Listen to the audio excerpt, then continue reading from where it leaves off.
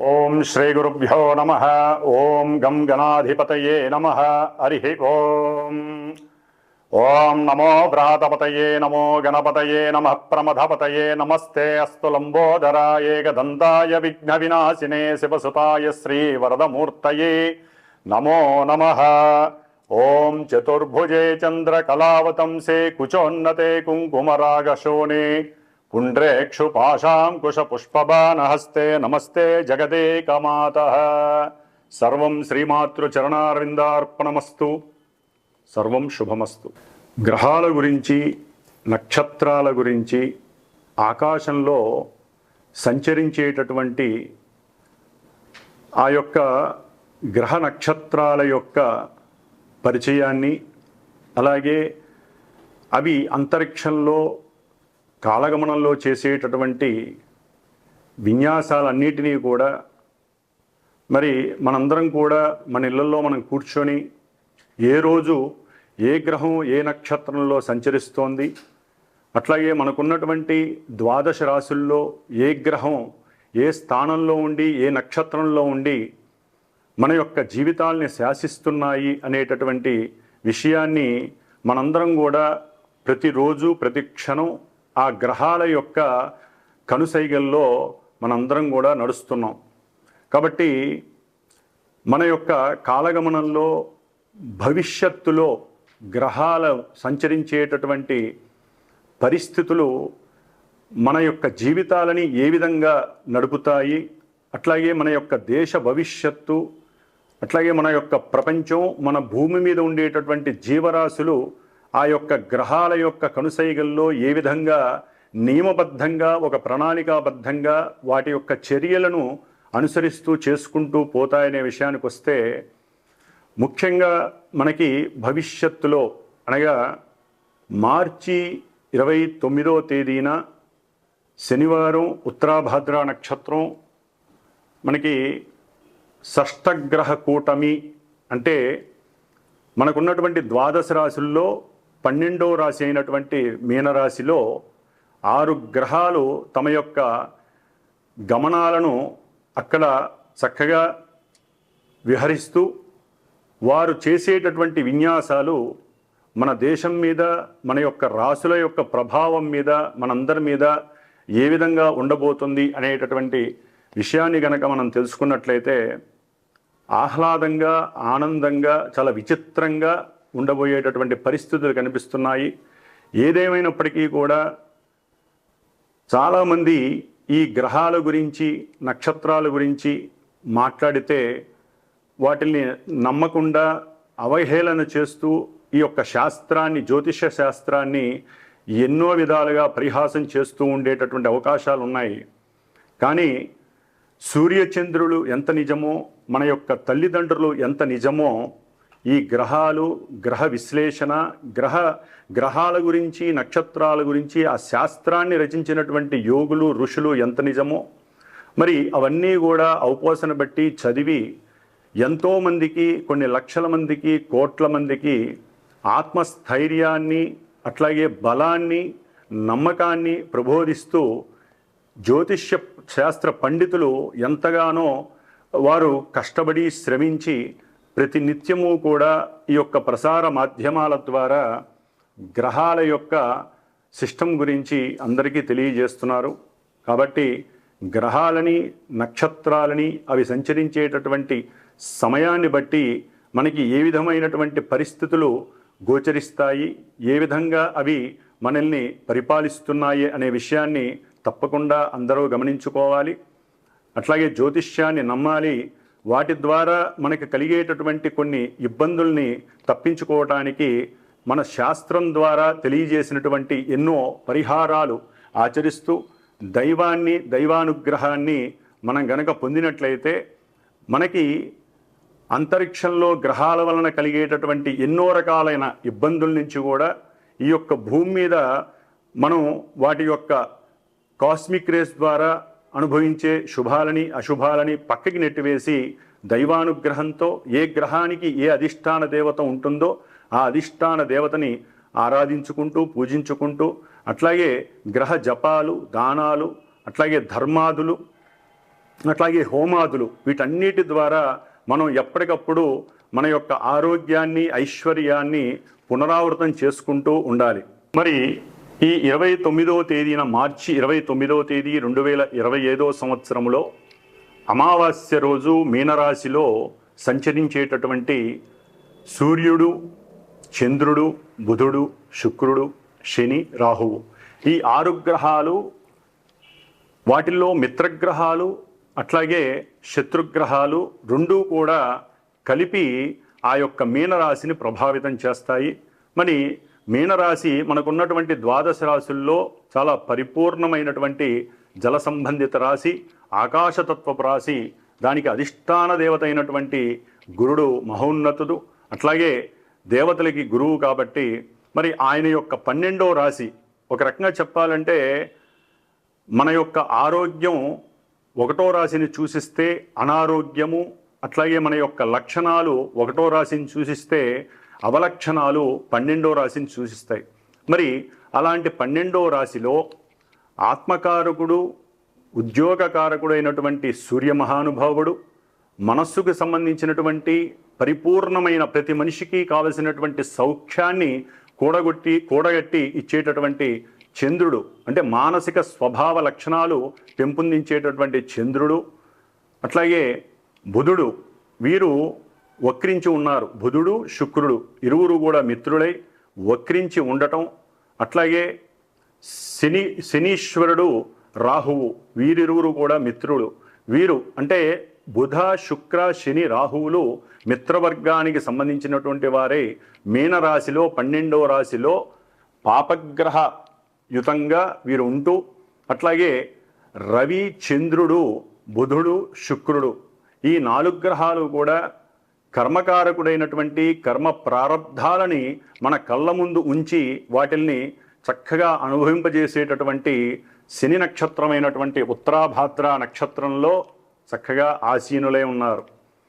కాబట్టి ఈ బుధుడు వక్రించి మీనరాశిలో నీచ స్థితిని పొందటం ద్వారా ఆయన శుక్రుడు ఉచ్చస్థిత శుక్రగ్రహంతో కలిసి చక్కగా నీచభంగ రాజయోగాన్ని పొంది, బుధుడు బుద్ధి వికాసాన్ని అట్లాగే తెలివితేటల్ని ప్రసాదించేటటువంటి బుధుడు చక్కటి రచన గ్రాహిక శక్తిని అట్లాగే మంచి ఉన్నత వాక్ శక్తిని, ఆ వాక్కు ద్వారా తను విదేశాలలో ఉన్నతమైనటువంటి కీర్తి ప్రతిష్టలను పొందేటటువంటి పరిస్థితులను కూడా ఈ యొక్క మీనరాశిలో ఉన్నటువంటి బుధుడు ప్రసాదిస్తూ ఉంటాడు.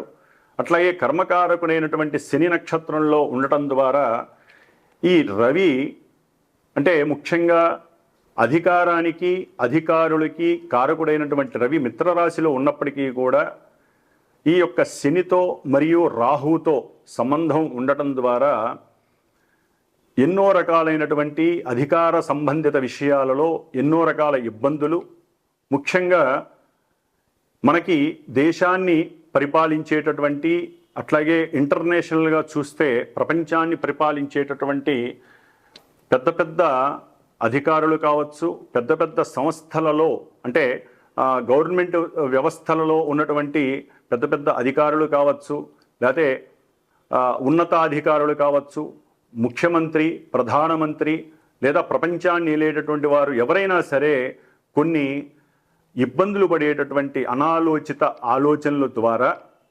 అట్లాగే వారు ఎన్నో రకాలైనటువంటి కొన్ని దేశానికి, ప్రపంచానికి ఇబ్బందికరమైనటువంటి డెసిషన్స్ తీసుకోవడం ద్వారా, నిర్ణయాలు తీసుకోవడం ద్వారా వారి యొక్క కీర్తి చెడిపోవడానికి అవకాశం ఉంది, అపకీర్తి పాలయ్యే అవకాశాలు ఉన్నాయి. అట్లాగే ఈ యొక్క గ్రహాలన్నీ కూడా రాహుతో కలిసి ఉండటం ద్వారా మరి ఈ రవి, చంద్ర, బుధ, శుక్ర, శనిగ్రహాలు మొత్తం రాహు యొక్క వశీకరణమై రాహు ఇచ్చే ఫలితాలే ఇస్తారు. మరి బుధ రాహులు కలవటం వలన బాండింగ్ విషయాలలో అంటే ఈ గృహ సంబంధిత లేకపోతే ప్రయాణపు విషయాలలో, లాజిస్టిక్ విషయాలలో, ఎగుమతులు దిగుమతులు, అట్లాగే చేసేటటువంటి వ్యాపారాలలో వ్యాపారస్తులు కొంత అబద్ధపు విషయాలను ప్రబోధించి అబద్ధపు ప్రకటనల ద్వారా వారి యొక్క వ్యాపార స్థితిగతులను పెంచుకోవడానికి ఎంతగానో ప్రయత్నిస్తారు. అట్లాగే శని నక్షత్రంలో ఉండటం కారణంగా వారి యొక్క బుద్ధి పరిపరి విధాలుగా ఉండి రాజకీయ నాయకులతో అనవసరమైనటువంటి సలహాలు ఇవ్వటం ద్వారా, ఒక రకంగా చెప్పాలంటే జ్ఞానవంతులు, బుద్ధిమంతులు, తెలివితేటలు గల వాళ్ళు తమకున్నటువంటి అంటే వారు ఎదగడం కోసం, వారు ఉన్నతమైనటువంటి స్థితిని పొందడం కోసం రాజకీయ నాయకులకి ఎన్నో రకాలైనటువంటి అవాస్తవమైనటువంటి విషయాల యందు వారిని ప్రభావితం చేసి దేశాన్ని, రాష్ట్రాన్ని ఒక రకంగా కిందకి తీసుకువెళ్ళేటటువంటి పరిస్థితి.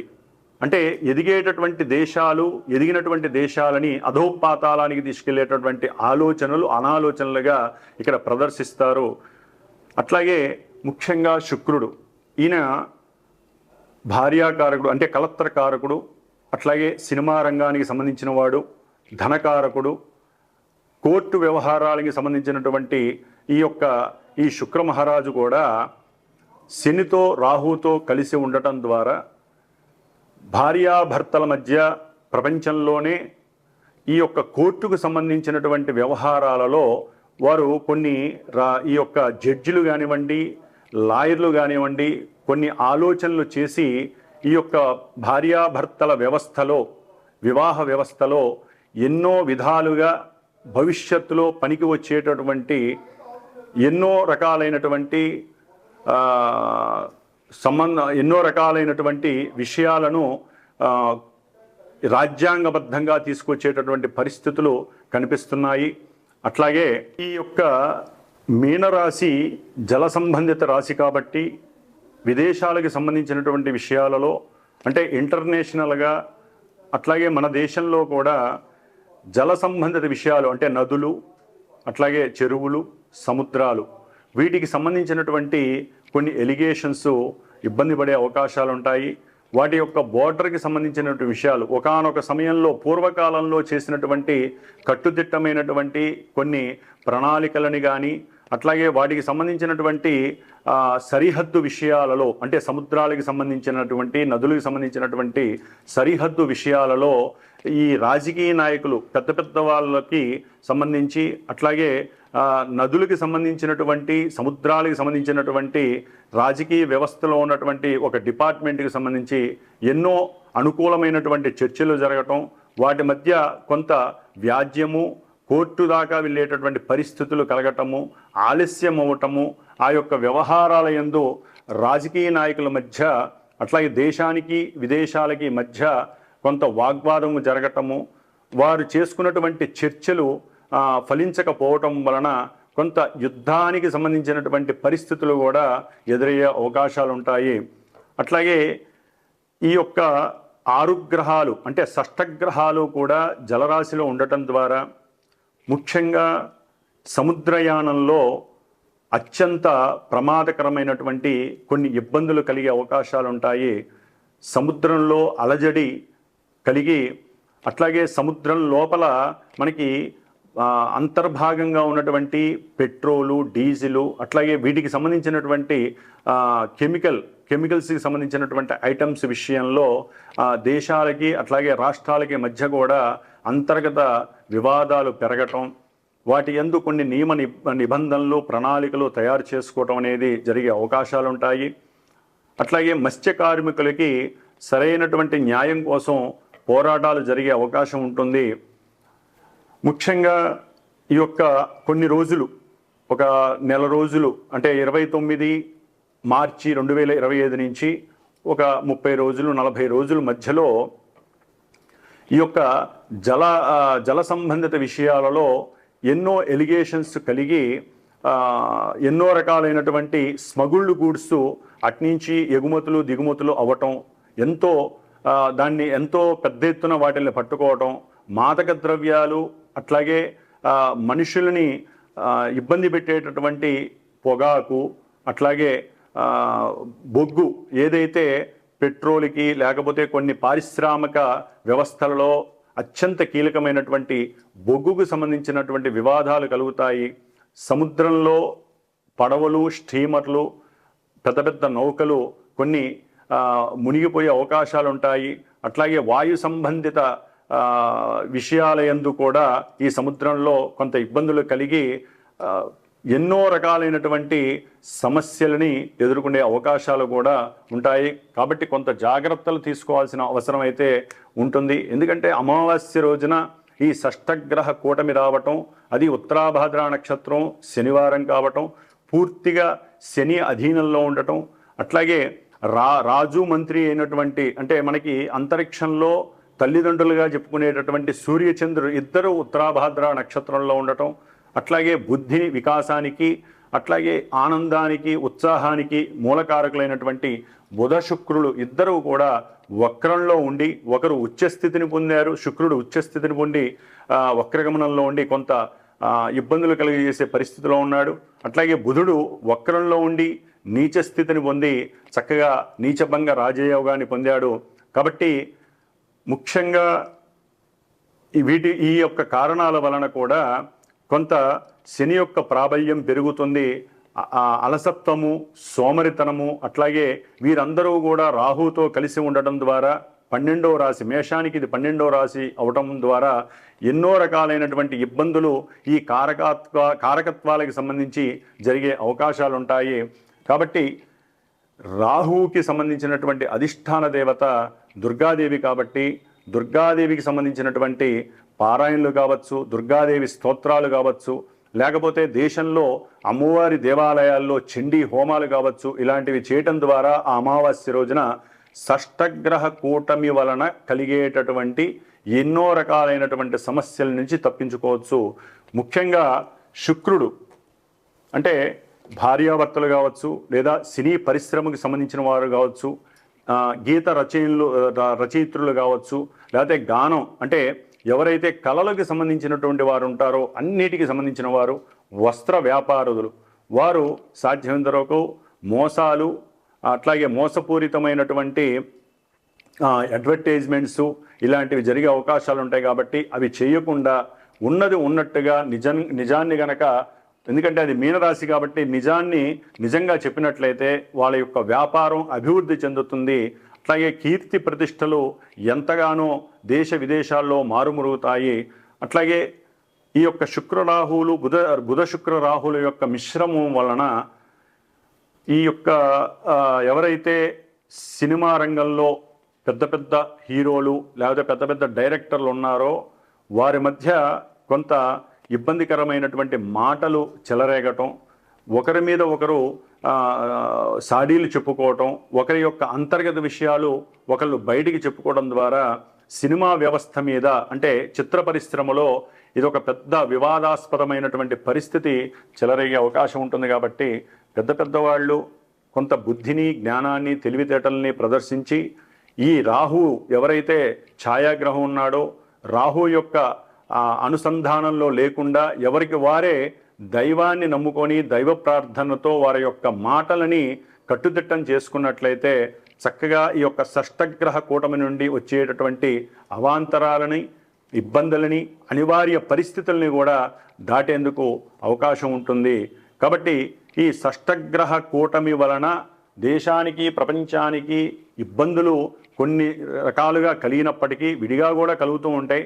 కాబట్టి అన్ని గ్రహాలు ఒక రాశిలో ఉండటం ద్వారా మిగతా రాశుల్లో కొన్ని ఖాళీలు ఉంటాయి. కాబట్టి ఆ ఖాళీగా ఉన్నటువంటి రాశుల యొక్క భావాలు దెబ్బతింటాయి.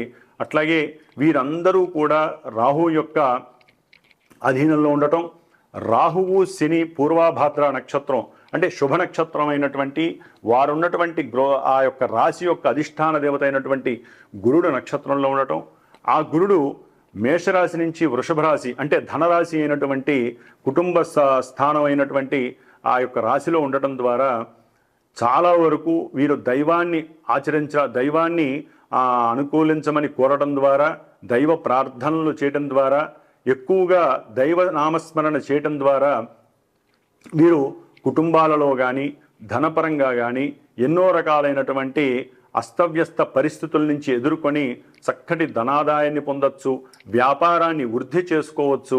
అట్లాగే ఎన్నో రకాలైనటువంటి విషయ వాంఛలకి లోబడికుండా వీరు చక్కటి జ్ఞానాన్ని, వారికి ఉన్నటువంటి జ్ఞానాన్ని 10 మందికి తెలిసేలాగా, అంటే దేశ విదేశాలలో వారి యొక్క జ్ఞాన సంపదని చక్కగా ఎక్స్పాండ్ చేసుకుంటూ వారి కీర్తిని పెంచుకునేటటువంటి స్వభావాన్ని కలిగి ఉండే అవకాశాలు ఉంటాయి. ఈ షష్టగ్రహ కూటమి వలన ఎన్నో రకాలైనటువంటి లాభాలను కూడా దైవనామస్మరణ ద్వారా మనం పెంచుకునే అవకాశాలు ఉంటాయి. కాబట్టి ప్రతి ఒక్కరూ కూడా ఈ యొక్క కాలంలో, అంటే మార్చి అమావాస్య రోజున సాధ్యమైనంత వరకు శనీశ్వరుడికి సంబంధించినటువంటి ఆరాధన, అంటే శనీశ్వర దశరథ శని ప్రోక్త నామాన్ని, స్తోత్రాన్ని పఠించడం ద్వారా కానీ, ఆ రోజున శనిగ్రహానికి అభిషేకం చేసుకోవడం ద్వారా కానీ, శనిగ్రహ జపాలు చేయించుకోవడం ద్వారా కానీ, లేకపోతే కొంతమంది రాసుల వారు శనిగ్రహానికి సంబంధించినటువంటి దానాలు ఇవ్వడం ద్వారా కానీ వారి యొక్క తల్లిదండ్రుల యొక్క ఆరోగ్యాన్ని, వారి యొక్క ఆరోగ్యాన్ని కాపాడుకున్న వారు అవుతారు. అట్లాగే ఈ యొక్క షష్టగ్రహ కూటమి వలన ఈ 6 గ్రహాలు ఎదురుకుండా ఉన్నటువంటి కన్యా రాశి మీద ప్రభావితం చూపిస్తోంది. ఇది మరి చాలా సెన్సిటివ్ రాశి. ఇది డాక్టర్స్కి, వైద్య రంగాలకి, అట్లాగే వ్యాపార సంస్థలకి సంబంధించినటువంటి రాశి. కాబట్టి ఈ యొక్క కన్యా రాశి మీద, కన్యా రాశిలో ఉన్నటువంటి కేతుగ్రహం, అట్లాగే ఈ యొక్క గ్రహాలన్నీ కూడా కేతువు మీద తమ యొక్క దృష్టిని ప్రభావితం చేయడం ద్వారా ఎన్నో చిత్ర విచిత్రమైనటువంటి ఇబ్బందులు కలగడానికి అవకాశం ఉంటుంది. వైద్య రంగంలో విద్యార్థులు కానివ్వండి, వారి రాసేటటువంటి పోటీ పరీక్షల్లో కొంత అవకతవకలు జరిగి విద్యారంగం మీద చెడు పేరు రావటం కానివ్వండి జరగడానికి అవకాశం ఉంటుంది. కాబట్టి ఆ విషయంలో కూడా ముఖ్యంగా గవర్నమెంట్ ఉద్యోగస్తులు కొంచెం జాగ్రత్తగా ఉండాల్సిన అవసరం ఉంది. వారికి దూర ప్రదేశాలకి వారిని అధికారం రీత్యా పంపించే అవకాశాలు ఉంటాయి. కాబట్టి అక్కడ కూడా వారు అనుకూలంగా చేసుకోవడానికి కొంత గణపతి ప్రార్థన చేసుకోవటం చాలా అవసరం. అలాగే గణిత శాస్త్రంలో, శిల్పశాస్త్రాలలో, వ్యాకరణ శాస్త్రాలలో మంచి గుర్తింపు లభిస్తుంది. వారు విదేశాలకు వెళ్ళటం ఎంతో, అంటే కొన్ని రాసులు వారు విదేశాలకు వెళ్ళటం, లేకపోతే దేశంలో మనకి ఉన్నటువంటి దీనికి సంబంధించినటువంటి వృత్తి చేపట్టిన వారికి ఉన్నతమైనటువంటి పురస్కారాలు లభించేటటువంటి అవకాశాలు కూడా ఈ ఉగాదికి కనిపిస్తున్నాయి షష్టగ్రహ కూటమి వలన. అట్లాగే కొంతమంది రాజకీయ నాయకుల యొక్క అంతర్గత విశేషాలు బయటపడటం, దాని ద్వారా ఎంతోమంది చెరసాలకి సంబంధించినటువంటి ఇబ్బందులను పడే అవకాశం ఉంటుంది. అంటే జైళ్ళు, కోర్టులు, వాటి యందు తిరగాల్సినటువంటి పరిస్థితి కూడా కనిపిస్తోంది. అంటే అంతకుముందు పూర్వంలో వారు చేసినటువంటి కొన్ని ఆర్థికపరమైనటువంటి అట్లాగే ల్యాండ్ లిటిగేషన్స్ కానివ్వండి, లేకపోతే ఆర్థికపరమైనటువంటి లిటిగేషన్స్ విషయంలో కొన్ని విషయాలు ఈ సమయంలో బయటపడటం, అంతర్గతంగా వాటి గురించి విశ్లేషణ చేసి ఉన్నట్టుండి ఐటీ డిపార్ట్మెంట్ వారు వారి మీద వారి గురించి తెలుసుకొని వారికి సరైనటువంటి శిక్షలు విధించటం, ఇలాంటి విషయాలన్నీ కూడా మనకి కనిపించే అవకాశం ఉంటుంది. కాబట్టి రాజకీయ నాయకులు కూడా కొంత జాగ్రత్త వహిస్తూ ఆ యొక్క శని మహానుభావుణ్ణి మీరు వేడుకోవడం తప్ప ఏమీ చేయలేరు. అట్లాగే ఈ యొక్క దేశ వ్యవస్థలో దాయాదుల వలన, అట్లాగే పక్క దేశాల వారికి కుదుర్చుకున్నటువంటి కొన్ని దేశ భద్రతలు, బోర్డర్స్కి సంబంధించిన విషయాలలో కొన్ని మోసాలు బయటపడి నాయకుల మధ్య కొన్ని చర్చలకు అవాంతరాలు ఏర్పడటం, అట్లాగే వారి మధ్య విభేదాలు కలగటం, వాగ్వాదాలు చేసుకోవడం ద్వారా దేశ ఆర్థిక వ్యవస్థ కూడా దెబ్బతినేటటువంటి పరిస్థితి కలుగుతోంది.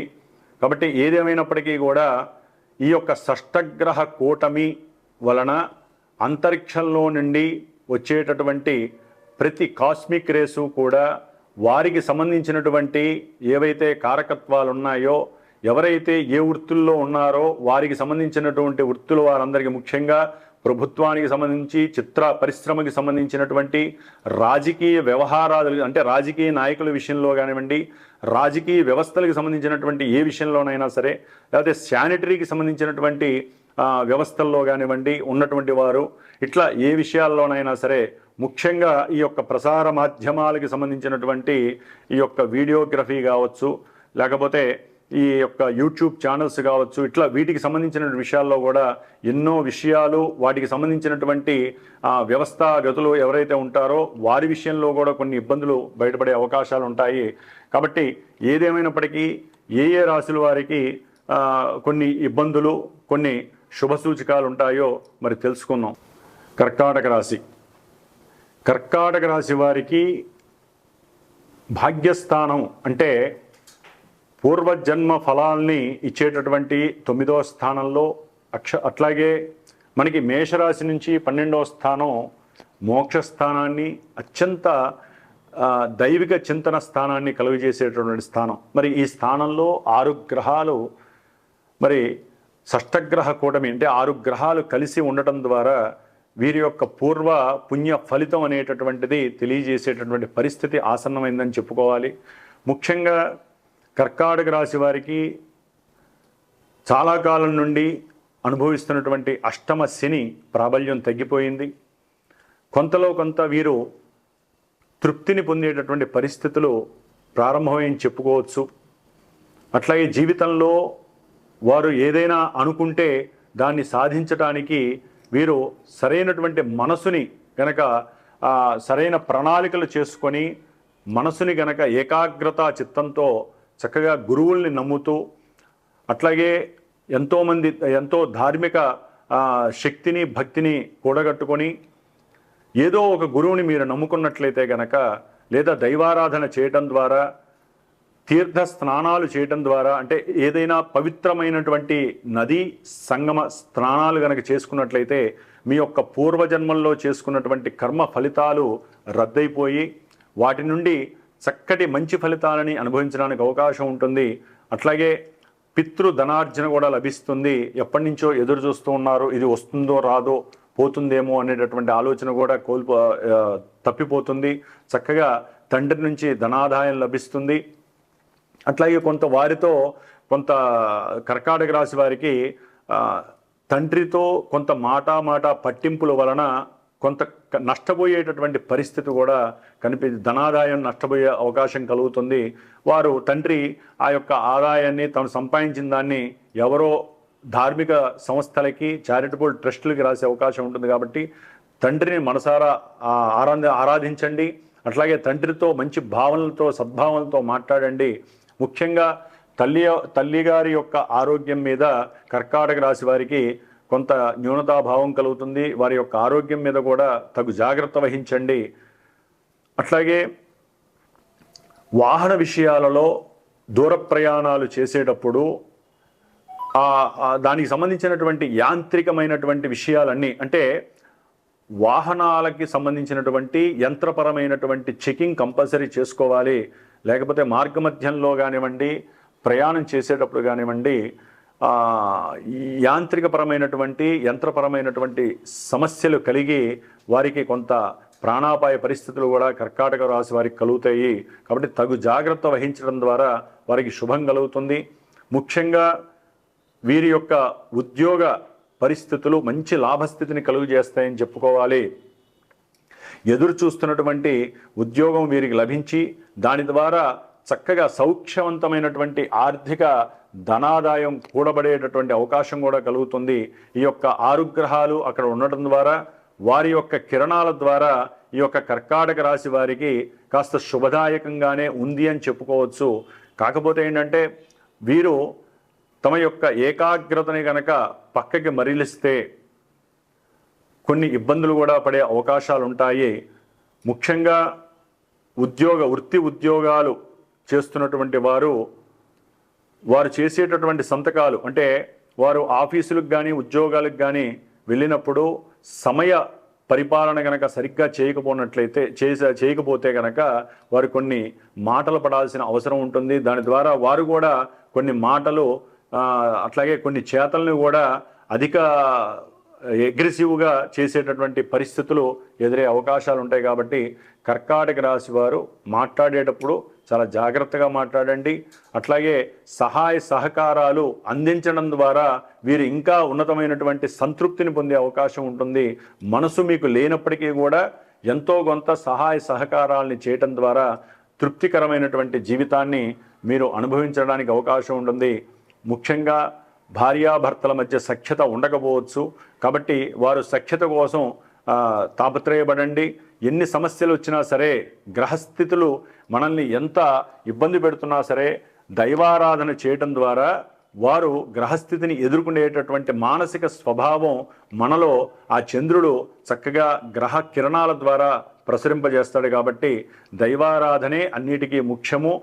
దాని ద్వారా మన యొక్క మానసిక స్థితి చక్కగా పటుత్వంగా ఉంటుంది. మనకి ఎదురయ్యేటటువంటి ఎన్నో సమస్యల నుండి మనమే వాటిల్ని రక్షించుకునేటటువంటి స్వభావాన్ని, లక్షణాల్ని కలిగి ఉంటాము. ఓం శ్రీమాత్రే నమః.